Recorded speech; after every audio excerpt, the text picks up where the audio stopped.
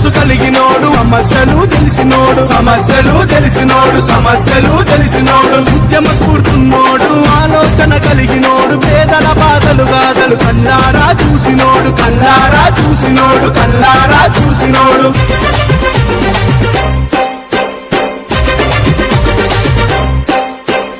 అన్నాని అంటే చాలు నేనున్నానంటాడు ఏ ఆపద వచ్చినా వెనకడుగే